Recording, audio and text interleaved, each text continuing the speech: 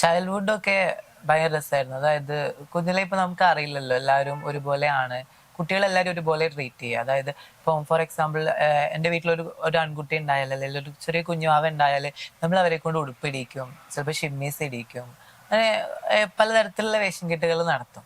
പക്ഷേങ്കിൽ കുറച്ച് കുറച്ച് മുതിർന്നു വരുമ്പോൾ ഞാൻ ധരിക്കേണ്ട വസ്ത്രം ഇതല്ല, ഞാൻ ധരിച്ചിരിക്കുന്നത് എൻ്റെ വസ്ത്രമല്ല എന്നുള്ളൊരു തോന്നൽ വരുന്ന ഒരു സമയമുണ്ട്. അങ്ങനെ എന്തുകൊണ്ട് എനിക്ക് തോന്നൽ വന്നില്ല?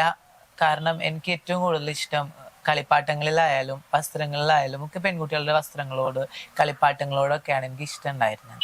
പക്ഷെ അന്ന് അതൊന്നും ഒരു തെറ്റായിരുന്നില്ല. കാരണം പാരന്റ്സിനായാലും പുറത്തുള്ളവർക്കായാലും ഒരു കുഞ്ഞു കുട്ടി ചെയ്യുന്ന തമാശ, അല്ലെങ്കിൽ കുഞ്ഞു കുട്ടി കളിക്കുന്ന പോലത്തെ കളികളാണ് എന്നാണ് എല്ലാവരും വിചാരിച്ചിരുന്നത്. പക്ഷെ ഒരു 6ാം ക്ലാസ് 7ാം ക്ലാസ് ഒക്കെ ആയ സമയത്ത് എല്ലാവരുടെ കൈയും എന്റെ നേരെ ചൂണ്ടാൻ തുടങ്ങിയപ്പോഴാണ് എനിക്കും മനസ്സിലായത് എന്നിൽ എന്തോ ഒരു വ്യത്യസ്തത ഉണ്ട്. അതൊന്നും തെറ്റാണെന്നല്ല, ഞാൻ മാത്രമേ ഇങ്ങനെ ഉള്ളൂ, അല്ലെങ്കിൽ ഞാൻ കുറച്ച് വ്യത്യസ്തമാണ്, അല്ലെങ്കിൽ വ്യത്യസ്തമായിട്ടാണ് ചിന്തിക്കണതെന്ന് എനിക്ക് അപ്പോഴാണ് തോന്നി തുടങ്ങിയത്.